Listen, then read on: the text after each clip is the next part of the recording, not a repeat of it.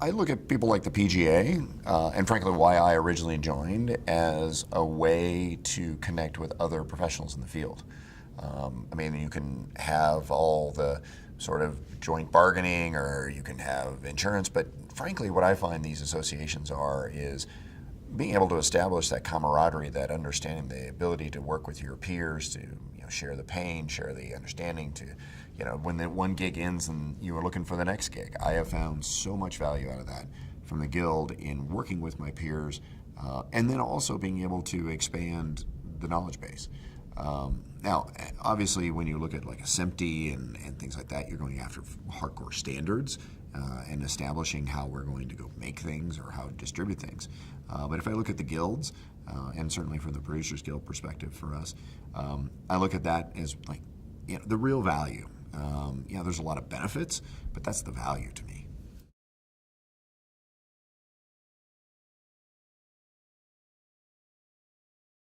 Yes. We have an eye on the money, or we have an eye for looking for the money, which I think is we should think about. From a producer's perspective, right? We're with that project from the get-go, and literally, like, where is the money coming from? I have a beautiful project now. How do I get it financed? To getting it made. We were just talking about on our panel. Somebody was talking about the monetization. How do I make money? That's one aspect of it. Another person asked a question about budgets. And as we look at new media productions, different kinds of productions, and I'm going to say everything from VR to Snapchat, right? The things you have to answer is you still got to budget it. The reality is typically the line items are similar. Sometimes they're the same, but the size is moving around. If we look at virtual reality, what is really going on in the virtual reality field and 360 production is post is really expanded, because post in that is hard. There's more to it. As I pointed out to somebody, when you think it's just a one-camera shoot, well, maybe that virtual reality camera has actually 6 cameras in it. So that's a 6-camera shoot from a DIT perspective, right? So the budgeting for storage, for processing, all of those things have to be taken into account. We look at monetization of some new forms, and I think you have to be very practical and say, you know what, in entertainment VR, it isn't I'm going to go make the next great VR movie and it's going to be a multi-billion-dollar blockbuster. What you're saying is, where's the money from? We look at marketing expenditures. People are paying for those kind of things, creating amazing things. Certainly in the enterprise space, the automobile industry is making a lot of marketing-related VR projects. So there's dollars there, but you have to be practical about where the dollars are coming from. Sponsored projects, a lot of the platforms, so whether it's a Google or a Facebook or Samsung, they're trying to encourage this medium, because they know you can produce all the hardware you want, but if you have nothing on it, consumers are not going to come. So it's that virtuous cycle of instigating it, bringing more content to it, and then the monetization strategies will change.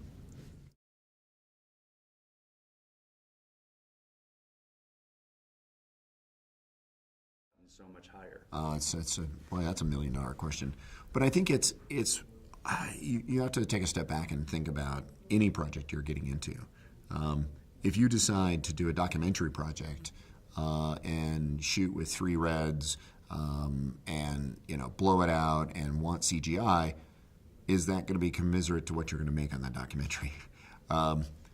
Same problem, right? It's just different factors, but you've got to weigh that in. Is anybody that says, oh, I'm going to go make a 30-minute VR piece and expect to sell it in like hotcakes, well, that's great, but what's your available market from just people that can actually view? Like, hotcakes can only get you so far when you can only sell 12 of them. The market is a bit bigger, but it's not that much bigger. You have to understand the available market size and who you're trying to reach. But say that's an interactive VR, high-end, very intensive, very small audience, but then it may be a showcase piece, it may be a marketing piece, it may be a piece associated with a major multi-million-dollar film release. Then it's okay, because we're making the highest quality thing for the highest output. Then again, if you're trying to reach broad brush and maybe you're okay with monoscopic VR because you're on Facebook 360 and YouTube, and you're like, I want to go for high penetration, and I don't expect this piece to live forever.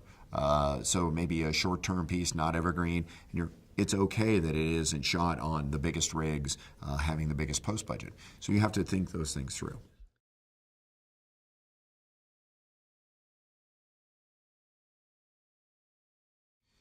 I think, and I love gear. I'm a gearhead. But as I look at this, you also, to some degree, are looking at what some of those top-end cameras are doing in flexibility and giving to you. Sure, you can go do a quick and dirty GoPro rig if you do it stock off the shelf, but you have certain limitations with that, right? I know almost everybody that's shooting with those rigs, first thing they do is rip the lenses off and put different lenses, custom rig. I see manufactured VR 360 cameras out there. They have certain limitations, certain advantages. And if your production's working within those, it's great. There's probably like 3 different classifications of cameras I'm looking at now, which is the sort of prosumer manufactured camera, the pro version, and then the custom rigs. The custom rigs being people out there that are building the harnesses, the housings, they're putting bodies into it. And then I'm seeing that sort of DIY, here's the template, go assemble your own. So that kind of range is starting to meet what is the director, the filmmaker's desire for output. Is it low light? Is it underwater? Is it nodal shooting? Low light, close, far?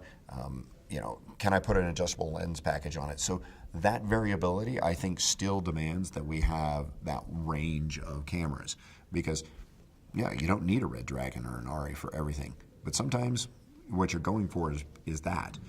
Are you matching it to other footage, for example? How is that shot? So all these things play into it. But I think it first is stepping back and assessing what is the shooting conditions. So I think most importantly is also having a good DP, right? Somebody who can assess the shooting situation and say, this is what I need to get this shot. Because that's what counts at the end of the day. Can you get the shot you need?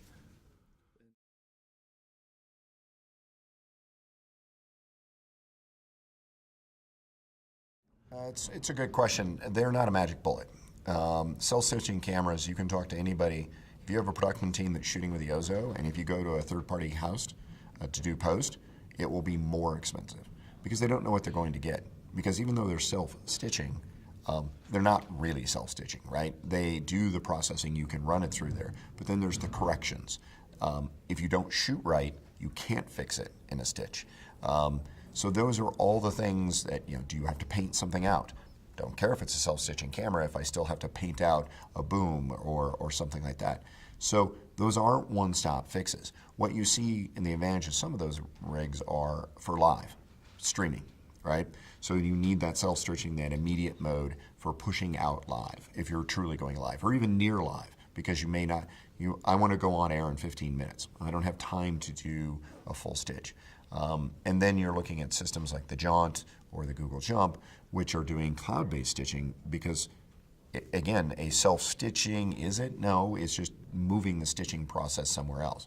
So if you look at the Google process, you take the material out of the camera, you push it up to the cloud, you receive a stitch back.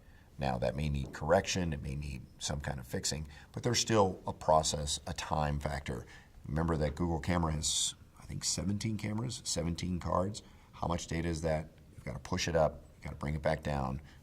So all of these issues. But look, if anybody looked at this industry right now and said, oh, this is it, we can't.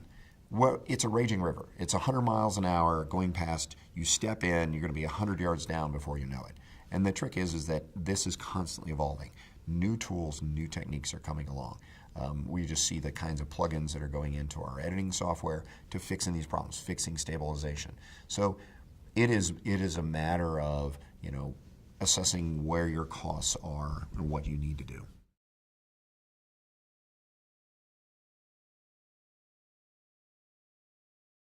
That's a good question. I think I've been fascinated by this evolution of 360, which is just because you have a 360 story doesn't mean it was shot that way, right? Nodal shooting on high-end productions is something that is, again, you've got the cost of moving crew, moving set, things like that, but you also have the ability to more tightly control your shooting situation.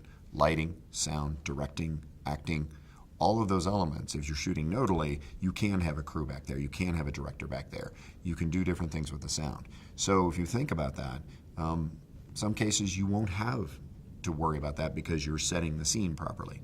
And in some cases, you, on the fly, whatever situation dictates you may want to shoot in full 360, yeah, you do have those issues. But then what you see is tools like Ozo has live preview. Live preview is something that only a few cameras do. As simple as we think of looking through a viewfinder of a traditional camera to see what you're shooting, we haven't been able to do that. That is starting to happen more. But that ability to look through and say, what's in the way? What can I remove? That live preview will save some of that. Right? Even the jaunt, it's not live preview, but you can take a snapshot. I work with DPs and directors that take the snapshot, look at what's there, adjust lighting, natural lighting, move things around, and then reshoot. Right? Just taking that moment to deal with that. But also, like I said, not always shooting in 360.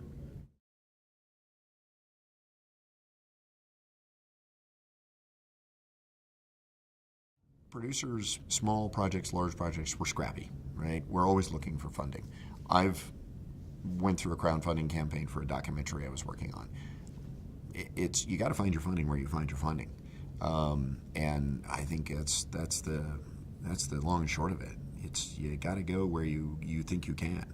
It's having a compelling story that you think the crowd wants to buy into, and then being able to deliver on that. I think the biggest pressure I had when I was doing crowdfunding is now I got to go make it because there was a bunch of people that just gave me money that are hoping I do it.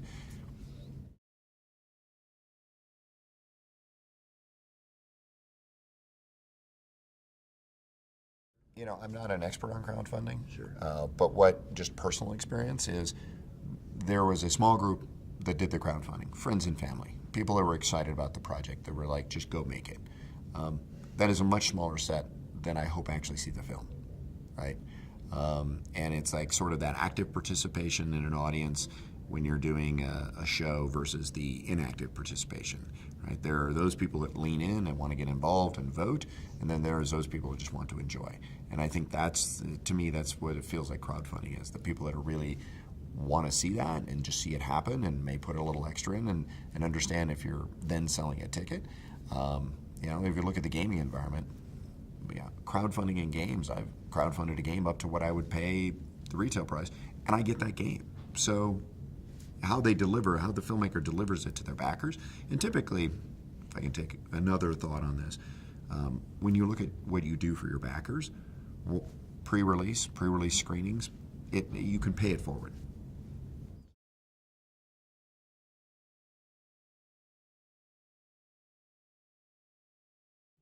Only my thoughts is I've probably been coming to the show for, 20 years now. And I've seen the ebb and flow in the industry, and I think it's wonderful that the show is heartily not only embracing the mechanics of producing and delivering, but is also embracing the content aspect of it, because I think that was something that was missing in a lot of the conversations about how you could see the bits and the bytes and the color charts and things like that, but then it was like, what is this for? And adding that content element on top of it, I think really brings the richness in the conversation, because it is the factor that we're all dealing with. We wouldn't be doing this unless we're trying to deliver something. And what that something is and who's making it and their connection to it is becoming more and more relevant.